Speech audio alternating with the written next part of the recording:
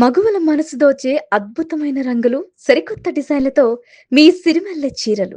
సైదాబాద్ సింగరేణి కాలనీలో వేధింపులకు గురి చేసిన ఘటనలో తాను ఆత్మహత్య చేసుకుంది మనందరికీ తెలిసిందే. అయితే ఇప్పటి వరకు కూడా పూర్తి స్థాయిలో నిందితులందరినీ కూడా అరెస్ట్ చేయలేదు.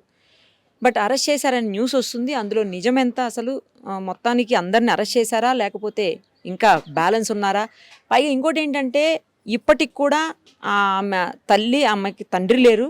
తల్లి వాళ్ళ సిస్టర్ ఇద్దరు ఉంటే ఇంటికి వచ్చి డోర్లు కొట్టి బెదిరిస్తున్నారని తెలుస్తుంది.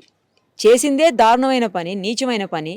మళ్ళీ ఇంకా ఇంటికొచ్చి బెదిరింపులకి, దాడులకి పాల్పడుతున్నారంటే అసలు వాళ్ళకి ఎంత ధైర్యం? వాళ్ళని ఏమనాలి అసలు? అదే విషయం మనతో ఫోన్ చేసి ఆ అమ్మాయి తల్లి, అలాగే అమ్మాయి వాళ్ళ సిస్టర్ ఇద్దరు ఏడుస్తూ ఇట్లా బెదిరింపులకు దిగుతున్నారు అని చెప్పి చెప్తున్నారు. అసలు బెదిరింపులకు దిగటం ఏంటి? చేసిందే పెద్ద నేరం. మళ్ళీ ఇంకొకసారి ఇలాంటి వాటికి పాల్పడడం అనేది ఇంకా అత్యంత ఘోరమైన విషయం. మహిళా సంఘాల వాళ్ళు మాత్రమే వీళ్ళకి సపోర్ట్ చేసినటువంటి పరిస్థితి. ఇప్పటికీ దాదాపు 17 రోజులైంది అమ్మాయి చనిపోయి. బట్ నిందితులను పూర్తి స్థాయిలో ఇప్పటికీ ఇంకా అరెస్ట్ చేయలేదు. తల్లి ప్రస్తుతం మనతో పాటు ఉన్నారు. ఒకసారి ఆమెతో మాట్లాడదాం. అమ్మ, ఏంటి అరెస్ట్ చేశారని వార్తలు వస్తున్నాయి అందరినీ, నిజమేనా? చేయలేదు మమ్మీ. మేడం ఇక్కడెక్కడే మమ్మల్ని తిరిగి చంపేయాలనే ప్లాన్లో ఉన్నారు.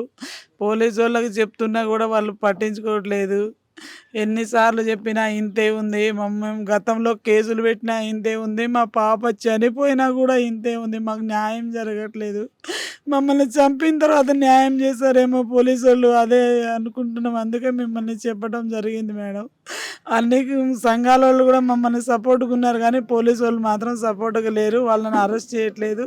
మా ఇంటి మీదకి వచ్చి దాడి చేయటం, మా పాప చనిపోయింది.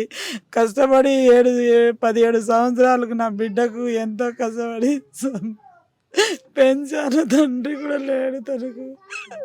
ఇలా అయిపోయిందండి. మా లైఫ్ గుడ్డోళ్ళు కుంటోళ్ళు లెక్క అయిపోయింది.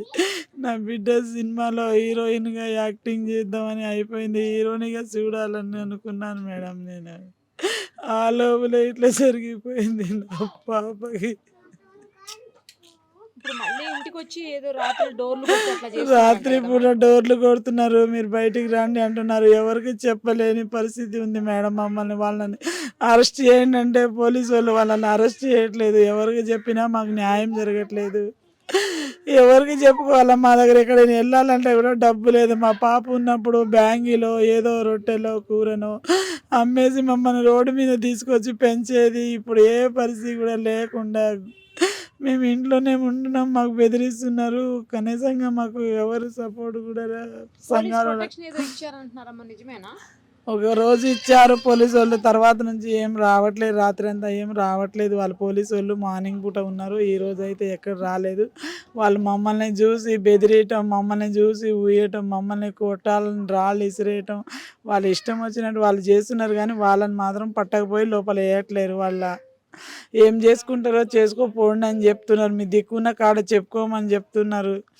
ఎవరికి చెప్పుకోవాలి మేడం? మేము ఎవరికి చెప్పుకునే స్థాయిలో కూడా లేకుండా అయిపోయినాం. అసలు ఎంతమంది అమ్మా ఇందులో? అమ్మాయిని వేధించిన వాళ్ళు ఎంతమంది? చాలా మంది ఉన్నారు. ఇద్దరిని అరెస్ట్ చేశారు. మిగతా వాళ్ళు కూడా అరెస్ట్ చేయాలంటే వాళ్ళని అరెస్ట్ చేయట్లే.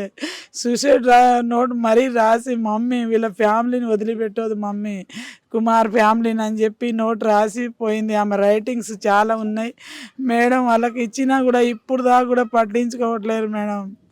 మమ్మల్ని బెదిరిస్తున్నారు, డోర్లు కొడుతున్నారు. నైట్ పూట ఎవరికి చెప్పలేని పరిస్థితిలో చచ్చి బతుకుతున్నాం మేము. మా పాప ఉంటేనే మాకు ధైర్యం. ఏది ఉన్నా ఎవరు వచ్చినా ఎవరు రాను అని చెప్పి భయపెట్టేది. ఇప్పుడు ఇద్దరు చేరి దిక్కులేని పక్షులు లెక్క అయిపోయినామండి.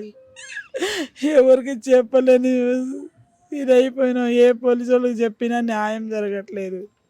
మాకు న్యాయం జరిగేటట్టు చూడండి మేడం మీరు. ఎందుకమ్మా న్యూస్ వస్తుంది కదా, అరెస్ట్ చేశారు? లేదు, వాళ్ళతో కలిసి వాళ్ళు మాట్లాడుకుంటున్నారు. వాళ్ళకు పైనుంచి పెద్ద ఎత్తున ఫోన్లు వస్తున్నాయి. వాళ్ళకు మాట్లాడుతున్నారు అని చెప్పేసి మాట్లాడుకుంటున్నారు. వాళ్ళకు పెద్ద పెద్ద పొలిటికల్ ఉన్నారని చెప్తున్నారు మేడం. వాళ్ళు ఎవరో ఉన్నది కూడా మనకు తెలియదు. వాళ్ళకి చెప్తున్నారు అట్లా. మేమేమో దిక్కు లేకుండా ఉన్నాం మేడం. మాకు ఎవరు లేరు. మహిళా సంఘాల వాళ్ళే, కొంతమంది సంఘాల వాళ్ళే సపోర్ట్గా అన్ని సంఘాల వాళ్ళు వస్తున్నారు తప్ప పోలీసు వాళ్ళు మాత్రం మాకు న్యాయం చేయట్లేదు. ఇంకేవో ఏం న్యాయం చేస్తారో మరి తెలియదు. ఇంకా ఈ ఈ అది చేస్తాం, ఇది చేస్తాం, రేపే అరెస్ట్ చేస్తాం అన్నారు. వాళ్ళని తీసుకుపోయారు. 2 రోజులు కూర్చోబెట్టారు, వాళ్ళని వదిలిపెట్టారు. వాళ్ళంతటా వాళ్ళకి జైలుకి పంపించారు. చాటింగ్ చేసిన వాళ్ళు, వాళ్ళ తండ్రి వాళ్ళు ఇబ్బంది పెట్టిన వాళ్ళు వాళ్ళని పంపించారు. సో అసలు మెయిన్ కారకుడు అసలు కెమెరాలు వీడియోలు తీసి బయటికి పంపిస్తా అని చెప్పి పవన్ కుమారు, ఈ పూజ, ఈ రమేష్, వీళ్ళు మా బిడ్డకు చాలా టార్చర్ పెట్టినోళ్ళు. వాడొకడు వీడొకడు వీళ్ళందరూ కుమ్మకాయే మా బిడ్డని ఇబ్బంది పెట్టారు మేడం. అస్సలు ఇప్పుడు దాకా కూడా వాళ్ళని అరెస్ట్ చేయట్లేదు. వాళ్ళ ఫ్యామిలీ వాళ్ళందరూ కూడా మా ఇంటి మీదకే దాడి చేసి మమ్మల్ని కొట్టనీకి వస్తుంటే మీడియా వాళ్ళు కూడా చూశారు నిన్న. అంతగానం చేస్తుంటే కూడా కనీసంగా ఎవడు పట్టించుకునే నాదే లేదు. ఈ పోలీసులు ఎందుకున్నారు, దేనికున్నారు? ఆడపిల్లకు న్యాయం చేయనప్పుడు ఈ పోలీసులు ఎందుకండి? వదిలిపెడితే ఎవరంతా వాళ్ళు చూసుకుంటారు కదా. మమ్మల్ని మీరు జోలికి పోవద్దని మమ్మల్ని భయపెడుతున్నారు, కానీ వాళ్ళ మీద మాత్రం కేసులు పెట్టి వాళ్ళని అరెస్ట్ చేయట్లేదు. ఎందుకు మాకు న్యాయం లేదా? మేము ఆడోళ్ళం కాదా? మేము మనుషులం కాదా? మాకు రక్షణ లేదా? అంటే ఉండోడికి రక్షణ ఉంది, మాకు లేదా మేడం? మా ఆడపిల్ల చనిపోయింది, వాళ్ళ పిల్లలు లెక్క మా పిల్లలు కాదా? మేము ఎంత బాధపడుతున్నాం, మా పిల్లని మమ్మల్ని పెంచేది. ఇలాంటప్పుడు ఎలా బతకాలో కూడా అర్థం